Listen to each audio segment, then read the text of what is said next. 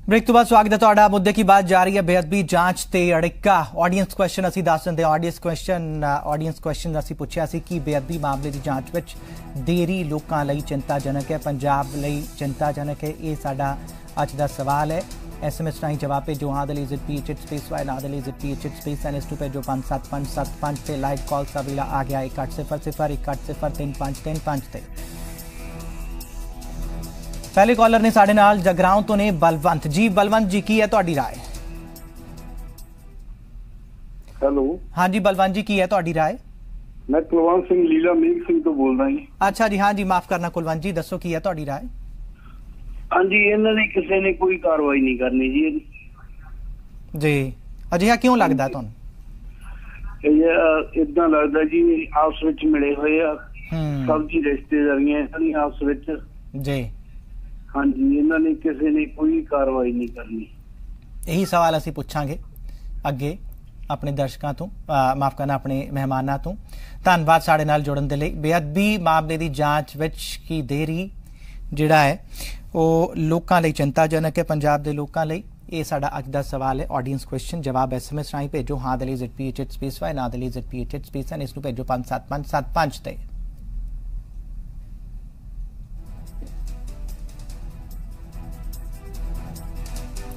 अमृतसर तो अगले कॉलर ने सुखजीत ने साडे नाल। सुखजीत जी की है तुहाडी राय? सर जी सत श्री अकाल जी। हाँ जी सत श्री अकाल सर जी। ये जिस तरह श्रोमणी अकाली दल का भी पहलों फर्ज बनता सी ये मतलब सारा कुछ आप जांच करा लीए। हाँ जी। जे उदों नहीं करा सके तो हुण ते श्रोमणी कमेटी का फर्ज बनता वा इन्हां नूं पूरा साथ दिता जाए, क्योंकि सतगुरु गुरु ग्रंथ साहिब जी का बेअदबी का मामला है, कोई थोड़ी बहुती गल नहीं है। श्री गुरु ग्रंथ साहब दे नाल जुड़िया होया मामला, वो खुद भी एक पैनल बना के जांच जिहड़ी है करवा सकदे सी, क्योंकि धार्मिक ग्रंथ के नाल जुड़िया होया मामला। धन्यवाद साडे नाल जुड़न दे लई। बाकी मेहमान साडे नाल मौजूद ने, कांग्रेस दे ने, BJP दे ने, अकाली दल दे ने, आम आदमी पार्टी दे ने, सियासी माहिर भी है साडे नाल प्रोफैसर मनजीत सिंह। ढिल्लों साहब को चलते हैं। ढिल्लों साहब, कदों इंसाफ मिल जाएगा पंजाब दे इन्हां सारे मुद्दों ते? पहला असीं गरेवाल साहब दा रुख करदे। गरेवाल साहब जिहड़े मामले CBI नूं दित्ते गए सी उस वेले सिलेक्टेड मामले, उन्हां दा की होया? इंसाफ कदों मिलेगा? इस तरह जिन्नी देरी हुंदी है ना इन्हां कम्मां च शर्मित जी वो सबूत मिट जाते हैं जी, और वो जांच एजेंसियां नूं भी ट्रेस करन दे अंदर जां उहदे चों सच्चाई लभण दे अंदर बहुत मुश्किल आउंदी आ। ये जिन्नी जल्दी होवे उस वेले होना चाहिदा सी, इन्ना समा निकलना ये गलत है। मैं भी इस चीज नूं एडमिट करदा। कॉलर ने जिहड़ा कहा कि सानूं इंसाफ दी कोई उम्मीद ही नहीं है, सब मिले हुए नहीं। नहीं ऐसा नहीं। अगर ये इसे करके मैं कहना कि एक केंद्रीय जांच एजेंसी नूं दे दिता जावे तां मिले होए ते होर सारी गल खत्म हो जाऊगी। गरेवाल साहब पर जिहड़े पहला सिलेक्टेड मामले दित्ते सी उन्हां दा की होया सी, ये पुछना तुहाडे कोल। नहीं उन्हां दी जांच चल रही है, पर उहदे च उन्हां नूं ट्रेस करन च मुश्किल आ रही है, और सच्चाई लभण च बड़ी मुश्किल आ रही है। इसे करके टाइम लगदा, पर CBI आखिर च लभ लैंदी है सच्चाई की है। ऐसी कोई गल नहीं है। सानू किते ना किते विश्वास करना पएगा। और मैं समझदा कि सानू सारिਆਂ ਨੂੰ ही एकमत होके ये करना चाहिए और सच्चाई सामने आ जाए ताकि कोई शंका ही ना रहे। ते ये पंजाब सरकार रिकमेंड करेगी तद ही होएगा, ਜਾਂ हाई कोर्ट तो कोई जाएगा वो आदेश करेगी तद होएगा। हाई कोर्ट तक तुसी भी जा सकते हो फिर? नहीं तो CBI ਨੂੰ केस इदा डायरेक्टली जा नहीं सकता। अब बिल्कुल कोशिश करांगे। चलो कोशिश हुण करोगे, फिर पता नहीं कितने टाइम बाद जाके इंसाफ। गल तो इंसाफ की हो रही है। बैंस साहब साडे नाल जुड़ गए ने, श्रोमणी अकाली दल वाले हरचरण बैंस दी। बैंस साहब इत्थे बडूंगर साहब ने कहा सी कि जांच जिहड़ी है सेंट्रल एजेंसीज़ नूं सौंप देनी चाहिए है, पर पहला भी कुछ मामले CBI नूं सौंपे गए सन, उन्हां दा की होया? यही सवाल असीं गरेवाल साहब नूं भी पुछिया, तुहानूं भी पुछ लैंदे हां। देखो जिहड़े तां मैनूं तां अचानक तुसीं इन्फॉर्म किया डिबेट बारे 10-15 मिनट सो डिटेल लैके तां नहीं मैं आया हैगा एग्जैक्टली इस के जिहड़ा हुण इत्थे गल चल रही है कि आपां CBI नूं जे फॉरवर्ड करना होवे प्रेजेंट केस जिहड़ा It only requires a simple executive order from the government of Punjab. ਮਾੜਾ ਜਿਹਾ ਇਹਨਾਂ ਨੇ ਕਹਿਣਾ ਹੀ ਆ ਸੈਂਟਰ ਨੂੰ, ਨਾਲੇ ਉਸੇ ਵੇਲੇ ਸ਼ੁਰੂ ਹੋ ਜਾਏਗਾ। ਪਰ ਬੈਂਸ ਸਾਹਿਬ ਇੱਥੇ ਲੱਖ ਟੱਕੀ ਦਾ ਸਵਾਲ ਇਹੀ ਹੈ, ਵੱਡਾ ਸਵਾਲ ਇਹੀ ਹੈ ਕਿ ਜਸਟ ਮਿੰਟ ਗੱਲ ਪੂਰੀ ਕਰ ਦਿਓ ਕਿ ਇਹ ਕੋਰਟ ਵਿੱਚ ਜਾਣ ਦੀ ਵੀ ਲੋੜ, ਉਦੋਂ ਹਾਈ ਕੋਰਟ ਜਾਣ ਦੀ ਵੀ ਉਦੋਂ ਲੋੜ ਪੈਗੀ ਜੇ ਸਪੋਜ਼ ਗਵਰਨਮੈਂਟ ਆਫ ਦ ਡੇ ਜਾਂ ਕੋਈ ਹੋਰ ਪਾਰਟੀ ਜਿਹੜੀ ਆ ਉਹਦੇ 'ਚ ਕੋਈ ਐਡਿਕਸ਼ਨ ਪਾਵੇ। ਇੱਥੇ ਤੱਕ ਆਪੋਜੀਸ਼ਨ ਪਾਰਟੀ ਵੀ ਤੁਹਾਡੇ ਨਾਲ ਸਹਿਮਤ ਆ, ਗਵਰਨਮੈਂਟ ਵੀ ਕਹਿੰਦੀ ਹੈ ਕਿ ਅਸੀਂ ਕਰਨਾ ਤੇ ਫਿਰ CBI ਤੋਂ ਕਰਵਾ ਲੈਣ, ਠੀਕ ਹੈ ਨਾ। ਦੂਸਰੀ ਚੀਜ਼ ਜਿਹੜੀ ਅਸਲੀ ਇਸ਼ੂ ਹੈ ਉਹ ਜਿੱਥੇ ਆਪਾਂ ਡਿਬੇਟ ਸ਼ੁਰੂ ਕੀਤੀ ਹੈ ਕਿ ਇਸ ਜਿਹੜਾ ਕਮਿਸ਼ਨ ਸੈਟਅਪ ਕੀਤਾ ਹੋਇਆ ਇਹਦੀ ਕ੍ਰੈਡੀਬਿਲਿਟੀ ਕੁਐਸਚਨ ਕਿਉਂ ਆ। ਇਹਦੀ ਕ੍ਰੈਡੀਬਿਲਿਟੀ ਇਨ ਕੁਐਸਚਨ ਕਈ ਵਜ੍ਹਾ ਕਰਕੇ ਆ। ਇੱਕ ਤਾਂ ਸਭ ਤੋਂ ਵੱਡੀ ਵਜ੍ਹਾ ਇਹ ਹੈ ਕਿ ਜਿਹੜੇ ਬੰਦੇ ਨੂੰ ਚੂਜ਼ ਕੀਤਾ ਗਿਆ ਉਹਦਾ ਇੱਕ ਨੋਨ ਬੈਕਗਰਾਉਂਡ ਹੈ ਇੰਡੀਆ ਕਰਨੀ, ਔਰ ਉਹ ਲੋਕ ਛਿਪਕੇ ਨਹੀਂ ਹੈ, ਉਹ ਖੁੱਲੇ ਆਮ ਹਰ ਇੱਕ ਪੰਜਾਬ ਦੀ ਜਿਹੜੀ ਗੱਲ ਹੁੰਦੀ ਹੈ ਇਹਦੇ ਅੰਦਰ ਭਾਜੀ ਜ਼ਿੰਮੇਵਾਰ ਠਹਿਰਾਉਂਦੇ ਆਏ ਆ। ਇਹਦੇ ਅੰਦਰ ਇੱਕ ਆਈ ਵਾਂਟ ਟੂ ਇਹ ਬੰਦੇ ਤੋਂ ਇੱਕ ਕਿੱਦਾਂ ਉਮੀਦ ਕੀਤੀ ਜਾਏਗੀ ਸਰ? ਫਿਰ ਗੱਲ ਤਾਂ ਉਹੀ ਹੈ, ਜੇ ਤੁਸੀਂ ਹੁਣ ਸਵਾਲ ਚੁੱਕ ਰਹੇ ਹੋ, ਪਹਿਲੇ ਤੁਸੀਂ ਰਿਪੋਰਟ ਵੀ, ਤੁਸੀਂ ਕਮਿਸ਼ਨ ਵੀ ਬਿਠਾਇਆ ਸੀ, ਰਿਪੋਰਟ ਵੀ ਸਬਮਿਟ ਹੋ ਗਈ ਸੀ, ਤੁਸੀਂ ਇਨਸਾਫ ਦਵਾ ਦੇਣਾ ਸੀ, ਗੱਲ ਖਤਮ। ਮੈਂ ਗੱਲ ਕਰ ਰਿਹਾ ਪ੍ਰੈਜ਼ੈਂਟ ਕਮਿਸ਼ਨ ਦੀ। ਜਿਹੜੇ ਦੂਸਰੀ ਗੱਲ ਜਿਹੜੀ ਮੈਂ ਸ਼ੁਰੂ ਕੀਤੀ ਸੀ, ਹਾਂਜੀ ਬੈਂਸ ਸਾਹਿਬ ਹੁਣ ਮੇਰਾ ਸਵਾਲ, ਮੇਰੀ ਗੱਲ ਸੁਣ ਲਓ ਕਿਉਂਕਿ ਟਾਈਮ ਘੱਟ ਹੈ, ਬਾਕੀਆਂ ਨੂੰ ਵੀ ਨਾਲ ਲੈਣਾ ਆਇਆ ਸੀ। ਬੈਂਸ ਸਾਹਿਬ, ਸਾਬਕਾ ਮੁੱਖ ਮੰਤਰੀ ਪ੍ਰਕਾਸ਼ ਸਿੰਘ ਬਾਦਲ ਵਰਗੇ ਵੱਡੇ ਆਗੂ, ਵੱਡੇ ਕੱਦ ਦੇ ਆਗੂ ਨੂੰ ਕਿਉਂ ਕਹਿਣਾ ਪੈ ਗਿਆ ਕਿ ਸ਼੍ਰੋਮਣੀ ਅਕਾਲੀ ਦਲ ਦੇ ਸਿਰ ਜਿਹੜਾ ਠੀਕਰਾ ਭੰਨਣ ਦੀ ਕੋਸ਼ਿਸ਼ ਹੋ ਰਹੀ ਹੈ? ਗੱਲ ਪਹਿਲਾਂ ਹੀ ਮੁੱਕ ਜਾਣੀ ਸੀ, ਜਸਟਿਸ ਜ਼ੋਰਾ ਸਿੰਘ ਕਮਿਸ਼ਨ ਨੇ ਰਿਪੋਰਟ ਸੌਂਪੀ ਸੀ, ਉਸੇ ਵੇਲੇ ਇਨਸਾਫ ਮਿਲ ਜਾਣਾ ਸਾਰਿਆਂ ਨੂੰ, ਉਸੇ ਵੇਲੇ ਨਿਪਟ ਜਾਣਾ ਸੀ ਤੁਹਾਡੇ ਟਾਈਮ 'ਚ ਕੰਮ। ਗੱਲ ਤਾਂ ਸੁਣਦੇ ਨਹੀਂ, ਪਲੀਜ਼ ਸੁਣਦੇ ਲਓ। ਹਾਂਜੀ ਇਹਦੇ ਵਿੱਚ ਭਾਜੀ ਇੱਕ ਬਹੁਤ ਜ਼ਰੂਰੀ ਗੱਲ ਹੈ ਮੈਂ ਦੱਸਣਾ ਚਾਹੁੰਦਾ। ਇੱਕ ਮਿੰਟ ਢਿੱਲੋਂ ਸਾਹਿਬ, ਜ਼ਰਾ ਬੈਂਸ ਸਾਹਿਬ ਨੂੰ ਗੱਲ ਪੂਰੀ ਕਰਨ ਦਿਓ। ਮੈਨੂੰ ਮੇਰੀ ਗੱਲ ਤਾਂ ਮੈਂ ਕਰੀ ਕੁਝ ਨਹੀਂ ਰਿਹਾ, ਆਪੇ ਦੱਸੀ ਜਾ ਰਹੇ ਸਾਰਾ ਕੁਝ। ਮੈਨੂੰ ਕੁਝ ਤਾਂ ਕਹਿੰਦੇ ਜਿਹਨੂੰ ਤੁਸੀਂ ਅਪੋਜ਼ ਕਰੋਗੇ ਕਰ ਲਓਗੇ, ਤੁਹਾਨੂੰ ਇਹ ਤਾਂ ਨਹੀਂ ਕਹਿੰਦਾ ਤੁਸੀਂ ਗਲਤ ਨਾ ਕਹੋ, ਲੇਕਿਨ ਪਲੀਜ਼ ਇੱਕ ਗੱਲ ਤਾਂ ਸੁਣ ਲਓ ਕਿ ਮੈਂ ਕਹਿ ਰਿਹਾ ਕਿ ਕੋਈ ਵੀ ਨਵਾਂ ਕਮਿਸ਼ਨ ਸੈਟਅਪ ਕੀਤਾ ਜਾਂਦਾ ਜਦੋਂ ਕਿਸੇ ਵੀ ਗਵਰਨਮੈਂਟ ਵੱਲੋਂ, ਉਹਦੇ ਵਿੱਚ ਇੱਕ ਸਟੇਟਸ ਇਹ ਹੋਣਾ ਚਾਹੀਦਾ ਹੁੰਦਾ ਕਿ ਜਿਹੜੀ ਐਗਜ਼ਿਸਟਿੰਗ ਜੋ ਸਟੇਟ ਹੈ, ਜੋ ਪੁਰਾਣਾ ਕਮਿਸ਼ਨ ਸੈਟਅਪ ਕੀਤਾ ਗਿਆ ਉਹਨੂੰ ਜਾਂ ਤਾਂ ਰਿਜੈਕਟ ਕਰੋ ਔਰ ਲੋਕਾਂ ਨੂੰ ਦੱਸ ਦਿਓ ਕਿ ਅਸੀਂ ਰਿਜੈਕਟ ਕਰਦੇ ਹਾਂ, ਇਹਦੇ 'ਚ ਠੀਕ ਨਹੀਂ ਹੈ। ਦੂਸਰਾ, ਜੇ ਤੁਸੀਂ ਉਹਨੂੰ ਰਿਜੈਕਟ ਨਹੀਂ ਕਰਦੇ ਤਾਂ ਉਹਨੂੰ ਐਕਸੈਪਟ ਕਰ ਲਓ। ਜੇ ਐਕਸੈਪਟ ਕਰੋਗੇ ਤਾਂ ਫਿਰ ਤੁਸੀਂ ਨਵਾਂ ਕਮਿਸ਼ਨ ਸੈਟਅਪ ਨਹੀਂ ਕਰ ਸਕਦੇ, ਪਰ ਚਲੋ ਤੁਸੀਂ ਉਹਨੂੰ ਰਿਜੈਕਟ ਹੀ ਕਰਦੇ। ਸਰ ਪਰ ਸ਼੍ਰੋਮਣੀ ਅਕਾਲੀ ਦਲ ਇਸ ਮਾਮਲੇ ਨੂੰ ਆਪਣੀ ਸਰਕਾਰ 'ਚ ਨਿਪਟਾ ਸਕਦਾ ਸੀ, ਅੱਗੇ ਪਹੁੰਚਣ ਦੀ ਗੱਲ ਹੀ ਨਹੀਂ ਹੋਣੀ ਸੀ, ਇਹ ਇਲੈਕਸ਼ਨ ਦਾ ਮੁੱਦਾ ਹੀ ਨਹੀਂ ਬਣਨਾ ਸੀ। ਨਹੀਂ, ਅਸੀਂ ਤਾਂ ਕਹਿ ਰਹੇ ਹਾਂ ਕਿ ਕਮਿਸ਼ਨ ਸੈਟਅਪ ਜਿਹੜਾ ਤੁਸੀਂ ਕਮਿਸ਼ਨ ਬਣਾਇਆ ਸੀ ਉਹਦੀ ਰਿਪੋਰਟ ਤੇ ਕੀ ਹੋਇਆ, ਤੁਸੀਂ ਇਹੀ ਦੱਸ ਦਿਓ। 2.5 ਸਾਲ ਹੋ ਗਏ ਸਾਨੂੰ ਤਾਂ ਖੜਾ ਕੀਤਾ ਹੋਇਆ ਨਾ। ਮੈਂ ਕਹਿ ਰਿਹਾ ਚਲੋ ਅਸੀਂ ਕਰਦੇ ਸੀ, ਇਹ ਠੀਕ ਕਰ ਲੈਣ। ਸਰ ਪਰ ਤੁਸੀਂ ਸ਼੍ਰੋਮਣੀ ਅਕਾਲੀ ਦਲ ਹੋ, ਤੁਸੀਂ ਮਤਲਬ ਤੁਸੀਂ ਇਨਸਾਫ ਦਵਾ ਦਿੰਦੇ ਨਾ। SGPC ਇਹਦੇ ਅੰਦਰ ਹਾਂਜੀ, ਕਾਂਗਰਸ ਤੋਂ ਤੁਸੀਂ 84 ਵਾਲੀ ਗੱਲ ਵੀ ਕਾਂਗਰਸ ਬਾਰੇ ਚੱਕਦੇ ਹੋ, ਤੁਸੀਂ ਇਨਸਾਫ ਦਵਾ ਦਿੰਦੇ ਨਾ ਸਿੱਖਾਂ ਨੂੰ। ਉਹ ਦੋ ਜਿਹੜੇ ਗੁਰਜੀਤ ਸਿੰਘ ਤੇ ਕ੍ਰਿਸ਼ਨ ਭਗਵਾਨ ਸਿੰਘ, ਤੁਸੀਂ ਕਿਉਂ ਨਹੀਂ ਇਨਸਾਫ ਦਵਾ ਸਕੇ? ਸਾਡੇ ਨਾਲ ਢਿੱਲੋਂ ਸਾਹਿਬ ਨੇ, ਢਿੱਲੋਂ ਸਾਹਿਬ ਉਹਨਾਂ ਨੇ ਇਨਸਾਫ ਨਹੀਂ ਦਵਾਇਆ, ਤੁਸੀਂ ਕਦੋਂ ਇਨਸਾਫ ਦਵਾ ਦੋਗੇ? ਹੁਣ ਇਹੀ ਗੱਲ ਹੈ। ਇਹ ਤੁਸੀਂ ਪ੍ਰਕਾਸ਼ ਸਿੰਘ ਬਾਦਲ ਦੀ ਅਗਰ ਸਟੇਟਮੈਂਟ ਸਟੱਡੀ ਕਰੋ ਤੇ ਇਹ ਬੁਖਲਾਟ ਆ ਉਹਨਾਂ ਦੀ, ਕਿਉਂਕਿ ਉਹਨਾਂ ਨੂੰ ਪਤਾ ਵੀ ਕਿਤੇ ਨਾ ਕਿਤੇ ਇਹਨਾਂ ਨੇ ਗਿਲਟੀ ਇਹਦੇ ਅੰਦਰ ਪਾਏ ਜਾਣਾ ਵਾ। ਹਾਂਜੀ, ਸੋ ਇਹ ਪਹਿਲਾਂ ਹੀ ਉਸ ਚੀਜ਼ ਨੂੰ ਨਕਾਰੀ ਜਾ ਰਹੇ ਆ। ਹਾਲੇ ਕਮਿਸ਼ਨ ਦੀ ਰਿਪੋਰਟ ਨਹੀਂ ਆਈ, ਕਮਿਸ਼ਨ ਦੀ ਪੂਰੀ ਇਨਵੈਸਟੀਗੇਸ਼ਨ ਨਹੀਂ ਹੋਈ, ਲੇਕਿਨ ਇਹਨਾਂ ਦੀ ਬੁਖਲਾਹਟ ਕਰਕੇ ਵੀ ਕੱਲ ਨੂੰ ਪਤਾ ਨਹੀਂ ਇਹ ਕਮਿਸ਼ਨ ਨੇ ਜਿਵੇਂ ਇਹਨਾਂ ਨੂੰ ਪਹਿਲਾਂ ਹੀ ਪਤਾ ਵੀ ਇਹਨਾਂ ਨੂੰ ਢਿੱਲੋਂ ਸਾਹਿਬ ਕਰਾਰ ਕਰਨਾ, ਢਿੱਲੋਂ ਸਾਹਿਬ ਇਸ ਕਰਕੇ ਜਿਵੇਂ 84 ਦੇ ਇਨਸਾਫ ਦੀ ਗੱਲ ਹੁੰਦੀ ਹੈ ਕਿ ਉਹੀ ਵਾਲੀ ਗੱਲ ਤਾਂ ਨਹੀਂ ਹੋ ਜਾਊਗੀ, ਫਿਰ ਬਾਕੀਆਂ ਨੂੰ ਮੌਕਾ ਮਿਲ ਜਾਊਗਾ। ਭਾਜੀ ਇੱਕ ਮਿੰਟ, ਇਹਦੇ ਅੰਦਰ ਤੁਸੀਂ ਕੋਈ ਕਮਿਸ਼ਨ ਦੀ ਰਿਪੋਰਟ ਵੇਖ ਲਓ, ਜ਼ੋਰਾ ਸਿੰਘ ਕਮਿਸ਼ਨ ਦੀ ਰਿਪੋਰਟ 2014 ਦਾ ਨਹੀਂ, ਮੈਂ 84 ਔਰ 2015 ਦੀ ਗੱਲ ਕਰ ਰਿਹਾ। ਅੱਜ ਇੱਕ ਮਿੰਟ ਭਾਜੀ, ਗੁਰਪ੍ਰੀਤ ਜੀ ਹਾਂ ਬਿਲਕੁਲ, ਇਹਦੇ ਅੰਦਰ ਇਹਨਾਂ ਨੇ ਅਗਰ ਉਹ ਕਮਿਸ਼ਨ ਦੀ ਨਾ ਪਬਲਿਕ ਕੀਤਾ, ਨਾ ਕੋਈ ਗੱਲ ਕੀਤੀ, ਨਾ ਕੋਈ ਬਾਤ ਕੀਤੀ, ਉਹ ਕਮਿਸ਼ਨ। ਹਾਂਜੀ ਅਮਿਤ ਜੀ ਮੈਂ ਉਹੀ ਕਹਿ ਰਿਹਾ ਵੀ ਅਗਰ ਇਸ ਕਮਿਸ਼ਨ ਦੀ ਰਿਪੋਰਟ ਨੂੰ ਇਹਨਾਂ ਨੂੰ ਪਤਾ ਵਾ, ਜਸਟਿਸ ਰਣਜੀਤ ਸਿੰਘ ਇਹ ਅੱਜ ਪਹਿਲਾਂ ਹੀ ਬਹਾਨੇ ਬਣਾਉਣ ਲੱਗ ਪਏ, ਇਹ ਐਂਟੀ ਅਕਾਲੀ ਦਲ ਆ, ਇਹ ਐਵੇਂ ਆ, ਇਹ ਉਵੇਂ ਆ, ਕਿਉਂ ਇਹਨਾਂ ਨੂੰ ਕਿਉਂ ਡਰ ਪੈ ਗਿਆ? ਕਿਉਂਕਿ ਸਿੱਖਾਂ ਨੂੰ ਸਭ ਨੂੰ ਪਤਾ ਵਾ ਵੀ ਉਸ ਕਮਿਸ਼ਨ ਦੇ ਰਾਹੀਂ ਇਹਨਾਂ ਨੂੰ ਪਹਿਲਾਂ ਹੀ ਡਰ ਪੈ ਰਿਹਾ ਵੀ ਅਸੀਂ ਦੋਸ਼ੀ ਕਰਾਰ ਹੋਣਾ ਵਾ, ਅਸੀਂ ਉਹਦੀ ਕ੍ਰੈਡੀਬਿਲਿਟੀ ਖਤਮ ਕਰੀਏ, ਅਸੀਂ ਉਹਨੂੰ ਪਹਿਲਾਂ ਹੀ ਅੱਜ ਹੀ ਕਾਲਰ ਕਹਿ ਰਹੇ ਕਿ ਤੁਸੀਂ ਮਿਲੇ ਹੋਏ ਹੋ, ਮਿਲੀ ਭੁਗਤ ਦੀ ਗੱਲ ਹੈ, ਡਰਾਮਾ ਰਚਿਆ ਜਾ ਰਿਹਾ ਵਾ। ਕਾਲਰ ਨੇ ਕਿਹਾ ਅਜੇ ਤੱਕ ਕਮਿਸ਼ਨ ਨੇ ਜਜਮੈਂਟ ਅਗਰ ਮਿਲੀ ਭੁਗਤ ਭਾਜੀ ਇਹ ਐਵੇਂ ਫਾਲਤੂ ਦੀਆਂ ਗੱਲਾਂ, ਮਿਲੀ ਭੁਗਤ ਹੁੰਦੀ ਤੇ ਆਪਣਾ ਕੀ ਕਹਿੰਦੇ ਸਭ ਕੁਝ ਭਾਜੀ ਐਵੇਂ ਇਹ ਇੱਕ ਬੜਾ ਸੌਖਾ ਵੈਲੀਡੇਸ਼ਨ ਲਾਣਾ, ਅਸੀਂ ਕੱਲ ਨੂੰ ਕਿਸੇ ਨੂੰ ਕਹਿ ਦਈਏ ਵੀ ਇਹ ਰਲੇ ਹੋਏ, ਇਹ ਐਵੇਂ ਫਾਲਤੂ ਦੀਆਂ ਗੱਲਾਂ ਵਾ। ਇਹਨਾਂ ਵਿੱਚ ਅਗਰ ਕਮਿਸ਼ਨ ਦੀ ਰਿਪੋਰਟ ਦੀ ਗੱਲ ਕਰੋ, ਇਹਨਾਂ ਨੂੰ ਪਹਿਲਾਂ ਕਿਉਂ ਡਰ ਪੈ ਗਿਆ? ਪ੍ਰਕਾਸ਼ ਸਿੰਘ ਬਾਦਲ ਨੂੰ ਇਹ ਕਿੱਥੋਂ ਪਹਿਲਾਂ ਹੀ ਪਤਾ ਚੱਲ ਗਿਆ ਵੀ ਇਹ ਕਮਿਸ਼ਨ ਮਾੜਾ ਵਾ?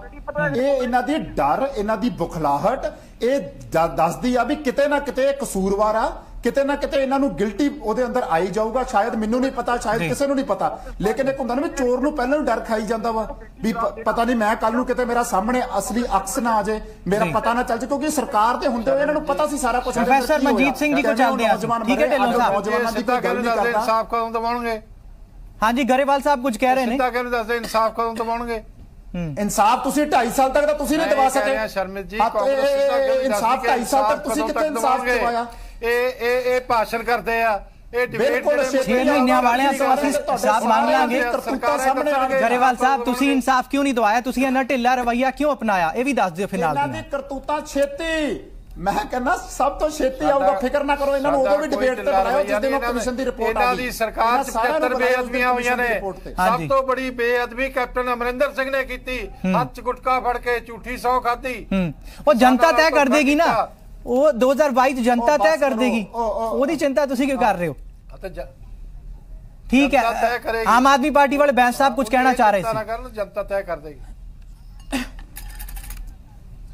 ਸ਼ਰਮਿਤ ਜੀ, ਮੈਂ ਬੜੇ ਇੰਪੋਰਟੈਂਟ 3 ਮੁੱਦੇ ਛੇੜਨਾ ਚਾਹੁੰਦਾ। ਹਾਂਜੀ ਬਿਲਕੁਲ। ਦੇਖੋ, ਇੱਕ ਕਾਲਰ ਨੇ ਹੁਣੀ ਕਿਹਾ ਕਿ ਉਹਨਾਂ ਨੂੰ ਕੋਈ ਉਮੀਦ ਨਹੀਂ ਹੈਗੀ ਕਿ ਇਨਸਾਫ ਮਿਲੂਗਾ। ਇਹ ਗੱਲ ਕਿਤੇ ਨਾ ਕਿਤੇ ਬਹੁਤ ਜ਼ਿਆਦਾ ਹਰ ਇੱਕ ਆਮ ਬੰਦੇ ਦੇ ਮਨ ਦੇ ਵਿੱਚ ਹੈ, ਕਿਉਂਕਿ ਅਸੀਂ ਉਹ ਕੌਮ ਹੈ 33 ਸਾਲ ਹੋ ਗਏ। ਇਹ ਕਿਉਂ ਹੈ ਅਵਿਸ਼ਵਾਸ? ਇਹ ਅਵਿਸ਼ਵਾਸ ਕਿਉਂ ਹੈ? 10,000 ਸਿੱਖਾਂ ਦੀ ਨਸਲ, ਮੈਂ ਦੱਸ ਰਿਹਾ ਨਾ, ਉਹਦੇ ਕਾਰਨ ਦੱਸ ਰਿਹਾ ਤੁਹਾਨੂੰ। ਨਸਲ ਕੁਸ਼ੀ ਕਰ ਦਿੱਤੀ ਗਈ, 33 ਸਾਲ ਹੋ ਗਏ, ਅਜੇ ਤੱਕ ਕੇਸ ਚੱਲ ਰਿਹਾ, ਕੋਈ ਇਨਸਾਫ ਦਾ ਨਾਮ ਨਹੀਂ। ਦੂਜੀ ਗੱਲ, ਬੈਂਸ ਸਾਹਿਬ ਸ਼੍ਰੋਮਣੀ ਅਕਾਲੀ ਦਲ ਦੇ ਬਹੁਤ ਹੀ ਸੂਝਵਾਨ ਨੁਮਾਇੰਦੇ ਹੈ, ਉਹਨਾਂ ਨੇ ਆਖਿਆ ਕਿ ਸਾਡੇ ਹੁਣ ਖਿਲਾਫ ਫਤਵਾ ਦੇ ਦਿੱਤਾ, ਅਸੀਂ ਬਾਹਰ ਹੈ। ਹੁਣ ਇਹ ਤਾਂ ਇਸ ਪ੍ਰੈਜ਼ੈਂਟ ਸਰਕਾਰ ਨੂੰ ਜਿਹੜਾ ਹੁਣ ਹੈ, ਇਹਨਾਂ ਦੀ ਜ਼ਿੰਮੇਵਾਰੀ ਬਣਦੀ ਹੈ ਜਾਂਚ ਕਰਾਉਣ ਦੀ ਤੇ ਇਨਸਾਫ ਕਰਨ ਦੀ। ਜਦੋਂ ਤੁਸੀਂ ਇਹ ਆਖ ਦਿੱਤਾ ਤਾਂ ਤੁਹਾਡੇ ਕੋਲ ਕੋਈ ਰਾਈਟ ਨਹੀਂ ਹੈਗਾ ਕਿ ਤੁਸੀਂ ਹੁਣ ਇਸ ਜਾਂਚ ਦੇ ਉੱਤੇ ਕੁਐਸਚਨ ਕਰ ਸਕੋ, ਕਿਉਂਕਿ 2 ਸਾਲ ਤੁਹਾਨੂੰ ਵੀ ਮਿਲੇ ਸੀਗੇ, ਤੁਸੀਂ ਬੈਠੇ ਰਹੇ, ਰਿਪੋਰਟ ਆ ਗਈ, ਰਿਪੋਰਟ ਦੇ ਵਿੱਚ ਜ਼ਿਕਰ ਹੋਇਆ ਕਿ ਜਿਹੜੀਆਂ ਗੋਲੀਆਂ ਚੱਲੀਆਂ ਉਹਨਾਂ ਦੀ ਲੋੜ ਨਹੀਂ ਸੀਗੀ, ਤੁਸੀਂ ਉਸ ਦੇ ਉੱਤੇ ਬੈਠੇ ਰਹੇ, ਤੁਸੀਂ ਉਸ ਰਿਪੋਰਟ ਨੂੰ ਉਹਦਾ ਜਿਹੜਾ ਹੈਗਾ ਉਹਨੂੰ ਬੇਇੱਜ਼ਤੀ ਕੀਤੀ, ਉਹਨੂੰ ਐਕਸੈਪਟ ਨਹੀਂ ਕੀਤਾ, 5 ਸਾਲ ਉੱਤੇ ਬੈਠੇ ਰਹੇ, ਤੁਸੀਂ ਆਪਣਾ ਅਧਿਕਾਰ ਖੋ ਚੁੱਕੇ ਹੋ। ਹੁਣ ਨੰਬਰ 3, ਜੋ ਮੌਜੂਦਾ ਸਰਕਾਰ ਹੈ, ਕੈਪਟਨ ਅਮਰਿੰਦਰ ਸਿੰਘ ਦੀ ਉਹਨਾਂ ਦੀ ਜ਼ਿੰਮੇਵਾਰੀ ਬਣਦੀ ਹੈ। ਅਪ੍ਰੈਲ ਦੇ ਵਿੱਚ ਕਮਿਸ਼ਨ ਬਣਿਆ ਸੀਗਾ, ਆਲਰੇਡੀ 6 ਮਹੀਨੇ ਹੋ ਚੁੱਕੇ ਹੈ, ਟਾਈਮ ਬਾਉਂਡ ਕੀਤਾ ਜਾਵੇ, ਟਾਈਮ ਬਾਉਂਡ 6 ਮਹੀਨਿਆਂ ਦਾ ਹੀ ਟਾਰਗੇਟ ਲਿਆ ਗਿਆ ਸੀ। ਤੇ ਇੱਥੇ ਹਾਲਾਂਕਿ ਬਿਲਕੁਲ ਹੀ ਡਿਫਰੈਂਟ ਇਸ਼ੂ ਹੈ। ਇੱਕ ਸੈਕਿੰਡ, ਹਾਲਾਂਕਿ ਬਿਲਕੁਲ ਡਿਫਰੈਂਟ ਇਸ਼ੂ ਹੈ, ਇਹ ਬਹੁਤ ਹੀ ਗੰਭੀਰ ਮਸਲਾ ਹੈ, ਇਹ ਸਾਡੇ ਲਈ ਸਭ ਤੋਂ ਵੱਡਾ ਮਸਲਾ ਹੈ। ਪਰ ਇੱਕ ਹੋਰ ਕਮਿਸ਼ਨ ਇਸੀ ਸਰਕਾਰ ਨੇ ਬਿਠਾਇਆ ਸੀਗਾ, ਜਸਟਿਸ ਨਾਰੰਗ ਕਮਿਸ਼ਨ, ਜਿਹਨੇ 2 ਮਹੀਨਿਆਂ ਦੇ ਵਿੱਚ ਆਪਣੇ ਟਰਮਸ ਐਂਡ ਕੰਡੀਸ਼ਨ ਦੇ ਉੱਤੇ ਇੱਕ ਕਲੀਨ ਚਿਟ ਦੇ ਦਿੱਤੀ ਇਹਨਾਂ ਦੇ ਮੰਤਰੀ ਨੂੰ। ਅਗਰ ਤਾਂ ਉਦਾਂ ਦਾ ਹੀ ਕਮਿਸ਼ਨ ਹੈ ਜਿਹਦੇ ਵਿੱਚ ਕੋਈ ਜਾਂਚ ਨਹੀਂ ਹੋਈ, ਕੋਈ ਟਰਮਸ ਆਫ ਰੈਫਰੈਂਸ ਨਹੀਂ ਹੈਗੇ, ਅਗਰ ਇੱਕ ਸੈਲਫ ਪ੍ਰੋਕਲੇਮਡ ਤੇ ਇੱਕ ਜਿਹੜੀ ਪਹਿਲਾਂ ਹੀ ਪ੍ਰੀ ਡਿਸਾਈਡਡ ਕਮਿਸ਼ਨ ਹੈ, ਇਹ ਤਾਂ ਕੋਈ ਫਾਇਦਾ ਨਹੀਂ। ਅਗਰ ਵਾਕਈ ਇਹਦੇ ਨਾਲ ਇਨਸਾਫ ਮਿਲ ਸਕਦਾ ਸਿੱਖ ਜਗਤ ਨੂੰ ਤਾਂ ਟਾਈਮ ਬਾਉਂਡ ਕਰਕੇ ਇਹਦਾ ਇਨਸਾਫ ਦਿਵਾਇਆ ਜਾਵੇ। ਡੀਜੀਪੀ ਸੁਰੇਸ਼ ਅਰੋੜਾ, ਡੀਜੀਪੀ ਸੁਮੇਧ ਸੈਣੀ, ਸਭ ਨੂੰ ਸੰਮਨ ਕੀਤਾ ਦਿੱਤਾ ਜਾਵੇ। ਪ੍ਰੋਫੈਸਰ ਮਨਜੀਤ ਸਿੰਘ ਜੀ, ਸੱਚ ਹੈ ਜਿਹੜਾ ਉਹ ਐਨ ਤਰਾਜ਼ੂ ਤੋਲ ਕੇ ਲੋਕਾਂ। ਪ੍ਰੋਫੈਸਰ ਮਨਜੀਤ ਸਿੰਘ ਜੀ, ਇਹ ਕੋਆਪਰੇਸ਼ਨ ਵਾਲੀ ਗੱਲ ਹੈ, ਕਾਲਰ ਬੋਲੇ। ਪ੍ਰੋਫੈਸਰ ਮਨਜੀਤ ਸਿੰਘ ਜੀ, ਇਹ ਜਿਹੜਾ ਪਿਛਲੇ ਦਿਨੀ ਮਾਮਲਾ ਭਖਿਆ, ਇਹ ਸਿਰਫ ਕੀ ਮਾਫੀਨਾਮੇ ਦੀ ਵਜ੍ਹਾ ਉਹ ਡਾਕੂਮੈਂਟ ਮੰਗ ਲਏ ਗਏ, ਸਿਰਫ ਉੱਥੇ ਫਸ ਗਿਆ ਮਾਮਲਾ?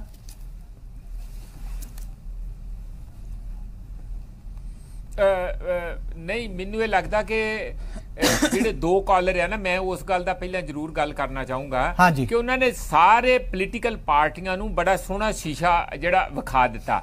ਇੱਕ ਨੇ ਕਿਹਾ ਕਿ ਸਾਨੂੰ ਜਿਹੜਾ ਕੋਆਪਰੇਟ ਕਰਨਾ ਚਾਹੀਦਾ, SGPC ਨੂੰ ਵੀ ਕੋਆਪਰੇਟ ਕਰਨਾ ਚਾਹੀਦਾ। ਮੇਰਾ ਖਿਆਲ ਹੈ ਉਹ ਬੜੀ ਸਿਆਣੀ ਗੱਲ ਹੈਗੀ ਆ। SGPC ਸਰਵਉੱਚਮ ਸੰਸਥਾ ਹੈਗੀ ਸਿੱਖਾਂ ਦੀ, ਔਰ ਉਹਨਾਂ ਕੋਲ ਜਿੰਨੇ ਵੀ ਫੈਕਟ ਹੈਗੇ ਆ ਦੇਣ ਚ ਕੀ ਹਰਜ ਆ।